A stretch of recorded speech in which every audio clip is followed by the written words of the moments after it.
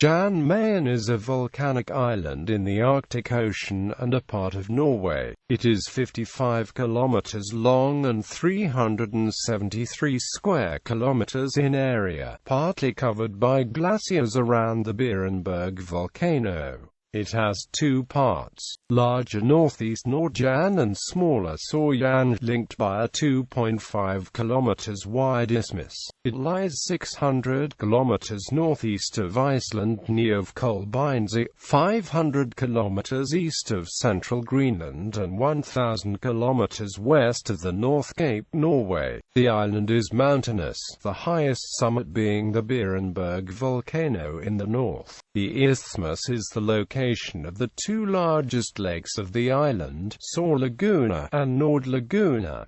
A third lake is called Ullareng Laguna. Jan Mayen was formed by the Jan Mayen hotspot. Although administered separately, Svalbard and Jan Mayen are collectively assigned the ISO 3166-1 Alpha 2 country code (SJ). Economy. Jan Mayen Island has one exploitable natural resource, gravel, from the site at It. Other than this, economic activity is limited to providing services for employees of Norway's radio communications and meteorological stations located on the island. Jan Mayen has one unpaved airstrip, Jan Mayen's Field, which is about 1,585 meters long. The 124.1 kilometers coast has no ports or harbors, only offshore anchorages. There are important fishing resources, and the existence of Jan Mayen establishes a large exclusive economic zone around it. A dispute between Norway and Denmark regarding the fishing exclusion zone between Jan Mayen and Greenland was settled in 1988, granting Denmark the greater area of sovereignty. Significant deposits of petroleum and natural gas are suspected by geologists to lie below Jan Mayen's surrounding sea floors. Jan Mayen Island is an integral part of the Kingdom of Norway with some special status. Since 1995, Jan Mayen has been administered by the county governor of the northern Norwegian county of Nordland, to which it is closest. However, some authority over Jan Mayen has been assigned to the station commander of the Norwegian Defence Logistics Organization, a branch of the Norwegian Armed Forces. Society. The only inhabitants on the island are personnel working for the Norwegian Armed Forces of the Norwegian Meteorological Institute. 18 people spend the winter on the island, but the population may double during the summer when heavy maintenance is performed. Personnel serve either 6 months or 1 year, and are exchanged twice a year in April and October. The main purpose of the military personnel is to operate a land and sea base. The support crew, including mechanics, cooks, and a nurse, are among the military personnel. Both the LORAN transmitter and the meteorological station are located a few kilometers away from the settlement Olonkenbyen, where all personnel live. Transport to the island is provided by C-130 Hercules military transport planes operated by the Royal Norwegian Air Force that land at Jan Mayen's Field's gravel runway. The planes fly in from Bodø main air station 8 times a year. Since the airport does not have any instrument landing capabilities, good visibility is required, and it is not uncommon for the planes to have to return to Bodø, 2 hours away, without landing. The heavy goods, freight ships visit during the summer, but since there are no harbors, the ships must anchor. Communication. The island has no indigenous population, but is assigned the ISO 3166-1 Alpha 2 country code (SJ). It uses the Internet country code top-level domain. Known data code JN. Jan Mayen has telephone and internet connection over satellite using Norwegian telephone numbers. Its amateur radio call sign prefix is JX.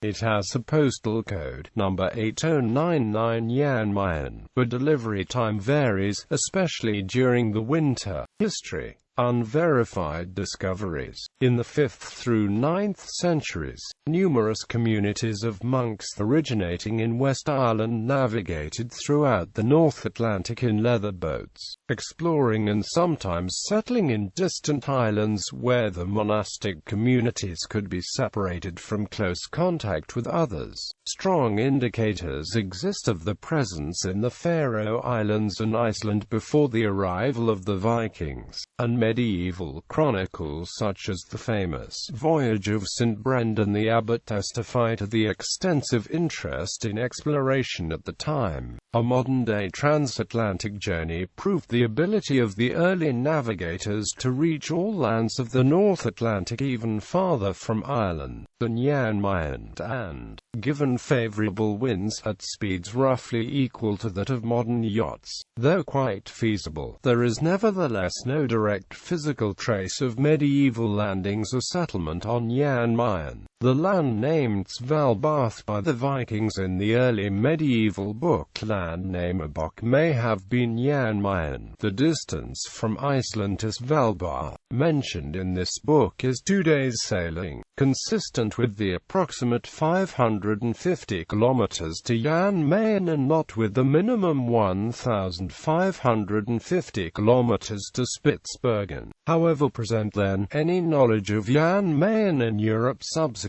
faded out for some centuries. In the 17th century, many claims of the island's rediscovery were made, spurred by the rivalry on the Arctic whaling grounds, and the island received many names. According to Thomas Edge, an early 17th century whaling captain who was often inaccurate, William Hudson, discovered the island in 1608 and named it Hudson's Touches. However, Henry Hudson could only have come by on his voyage in 1607 and he made no mention of it in his journal. Douglas Hunter, in Half Moon, believes Hudson may not have mentioned his supposed discovery of the island because he was loath to address a crew insurrection that might well have erupted at the time, when the men realized where he was trying to take them. Quote, "This is, however, merely speculation on Hunter's part. There is absolutely no evidence to support such a claim." According to William Scoresby, referring to the mistaken belief that the Dutch had discovered the island in 1611, Hull whalers discovered the island about the same time, and named it Trinity Island. Muller took this to mean they had come upon Jan Mayen in 1611 or 1612, which was repeated by many subsequent authors. There were, in fact, no Hull whalers in either of these years, the first Hull whaling expedition having been sent to the island only in 1660.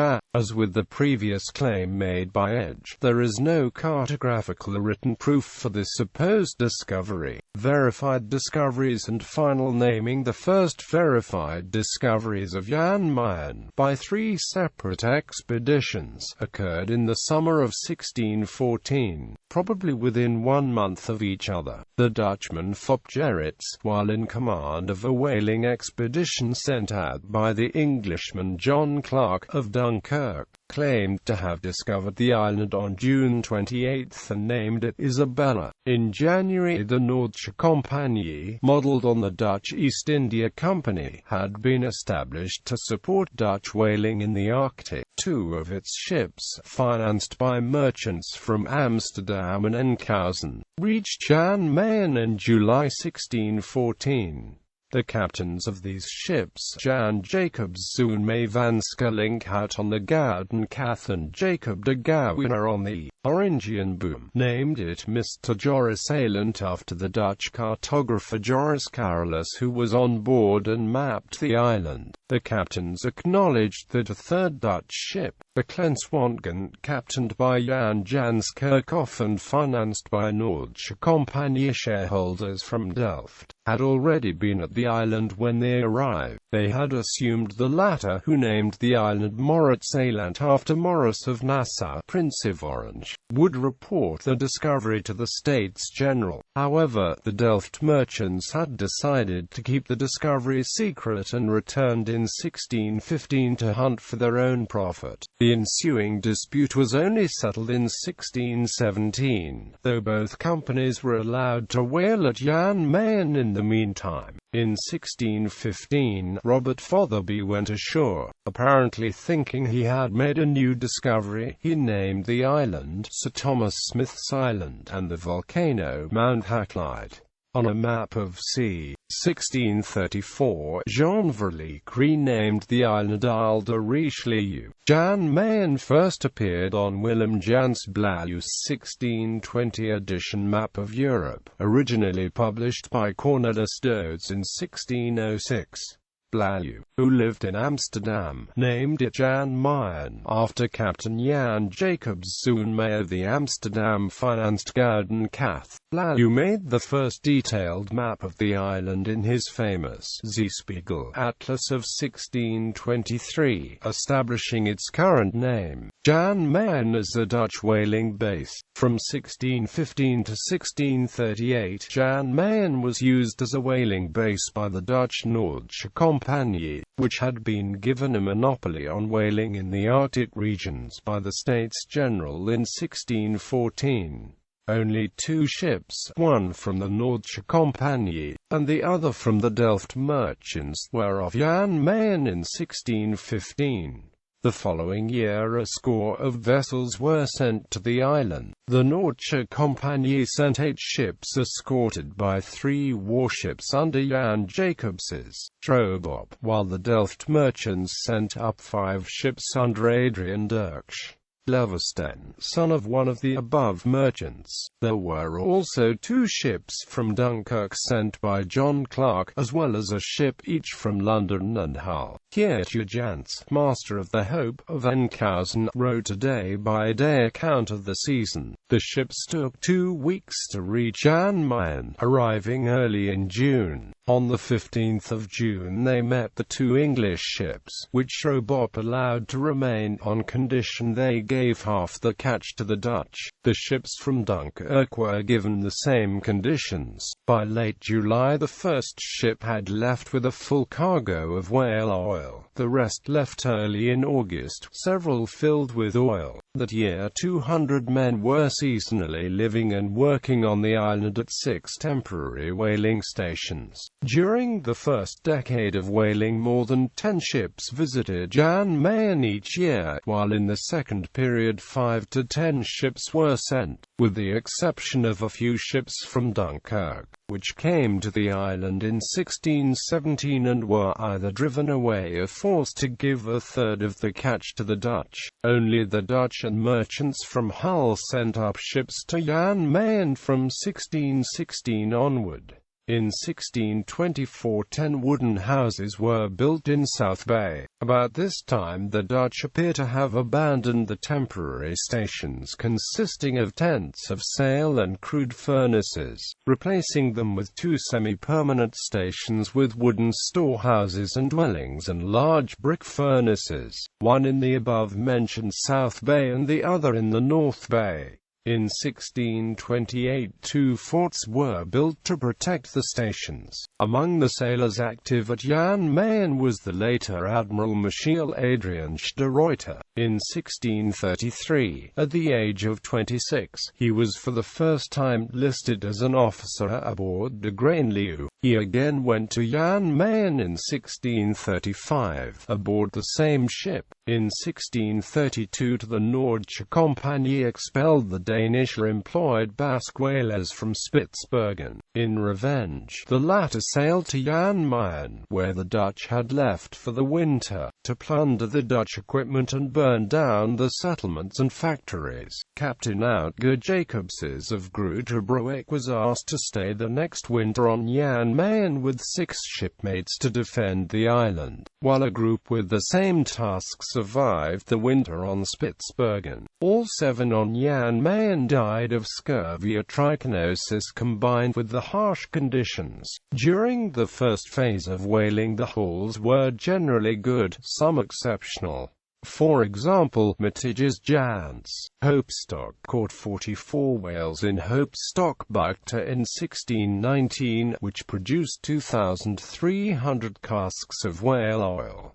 During the second phase the hauls were much lower, while 1631 turned out to be a very good season. The following year, due to the weather and ice, only 8 whales were caught. In 1633 11 ships managed to catch just 47 whales, while a meager 42 were caught by the same number in 1635. The bowhead whale was locally hunted to near extinction around 1640, at which time Jan Mayen was abandoned and stayed uninhabited for 2.5 centuries, 19th and 20th centuries. During the International Polar Year 1882 to 1883, the Austro-Hungarian North Pole expedition stayed 1 year at Jan Mayen. The expedition performed extensive mapping of the area, the maps being of such quality that they were used until the 1950s. The Austrian polar station on Jan Mayen Island was built and equipped in 1882 fully at Count Wilczek's own expense. Polar bears appear on Jan Mayen, although in diminished numbers compared with earlier times. Between 1900 and 1920, there were a number of Norwegian trappers spending winters on Jan Mayen, hunting Arctic foxes in addition to some polar bears. But the exploitation soon made the profits decline, and the hunting ended. Polar bears are genetically distinguishable in this region of the Arctic from those living elsewhere. The League of Nations gave Norway jurisdiction over the island, and in 1921 Norway opened the first meteorological station, the Norwegian Meteorological Institute, annexed the island for Norway in 1922 and the whole island in 1926 when Halvard de Vold was head of the Weather Observations Base on the island. On the 27th of February 1930, the island was made de jure a part of the Kingdom of Norway. During World War II, continental Norway was invaded and occupied by Germany in spring 1940.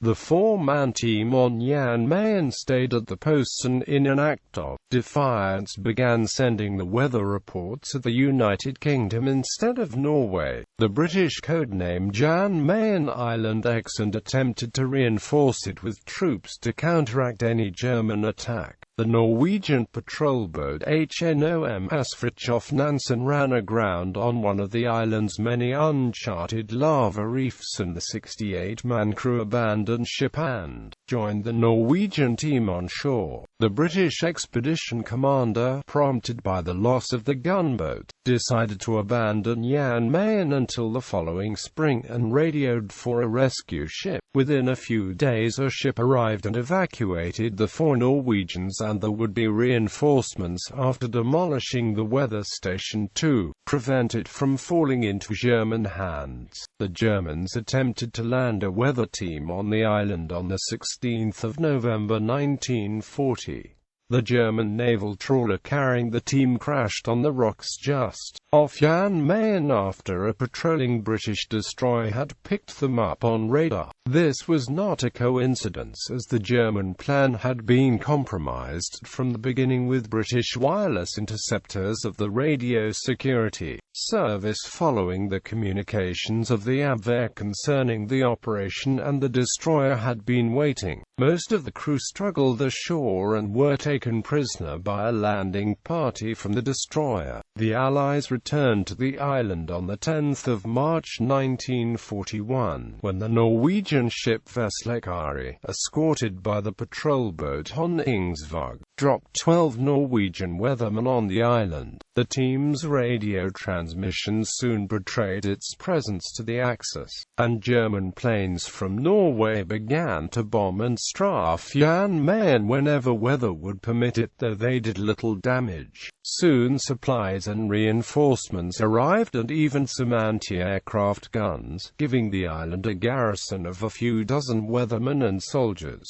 By 1941, Germany had given up hope of evicting the Allies from the island, and the constant air raids stopped. On the 7th of August 1942, a German Focke-Wulf FW-200 Condor, probably on a mission to bomb the station, smashed into the nearby mountainside of Danielsen Crater in fog, killing all 9 crew members. In 1950, the wreck of another German plane with 4 crew members was discovered on the southwest side of the island. In 1943, the Americans established a radio locating station named Atlantic City in the north to try to locate German radio bases in Greenland. After the war, the meteorological station was located at Atlantic City, but moved in 1949 to a new location. Radio Jan Mayen also served as an important radio station for ship traffic in the Arctic Ocean. In 1959, NATO decided to build the LORANC network in the Atlantic Ocean, and one of the transmitters had to be on Jan Mayen. By 1961, the new military installations, including a new airfield, were operational. For some time, scientists doubted if there could be any activity in the Beerenberg volcano, but in 1970 the volcano erupted, and added another 3 square kilometers of land mass to the island during the 3 to 4 weeks it lasted. It had more eruptions in 1973 and 1985.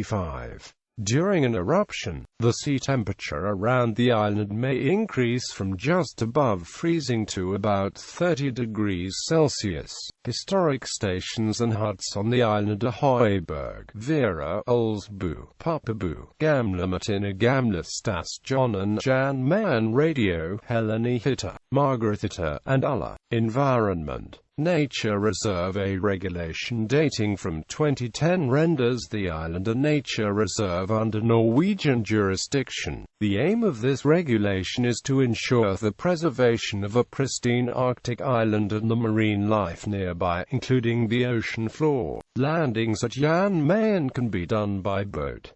However, this is permitted only at a small part of the island, named Batvika. As there is no commercial airline operating at the island, one cannot get there by plane, except charter plane. Admission for landings by a charter plane has to be obtained in advance. Admission to stay on the island has to be obtained in advance, and is generally limited to a few days. Putting up a tent or setting up camp is prohibited. There is a separate regulation for the stay of foreigners. Geography and geology. Jan Mayen consists of 2 geographically distinct parts. Nord-Jan has a round shape and is dominated by the 2,277 meters high Beerenberg volcano with its large ice cap, which can be divided into 20 individual outlet glaciers. The largest of those is Sorbrin, with an area of 15 square kilometers and a length of 8.7 kilometers. South Jan is narrow, comparatively flat and unglaciated. Its highest elevation is Rudolf Toppen at 769 meters. The station and living quarters are located on South Jan. The island lies at the northern end of the Jan Mayen microcontinent. The microcontinent was originally part of the Greenland plate, but now forms part of the Eurasian plate. Important bird area. The island was identified as an important bird area by BirdLife International because it is a breeding site for large numbers of seabirds, supporting populations of northern fulmars, little auks, thick-billed guillemot and black guillemots. Climate. Jan Mayen has a hyperoceanic polar climate, similar to Greenland and Svalbard, with a Köppen classification of ET. The Gulf Stream's powerful influence influence makes seasonal temperature variations extremely small considering the latitude of the island, with ranges from around 6 degrees Celsius in August to -6 degrees Celsius in February, but also makes the island extremely cloudy with little sunshine even during the continuous polar day. The deep snow cover prevents any permafrost from developing despite a mean annual temperature slightly below freezing. Bibliography. Legend. J.M. Submergence Coffee House Press. Umbright, Andreas Spitsbergen, Svalbard, Franz Josef Land, Jan Mayen, 3rd ed., Chalfants and Peter.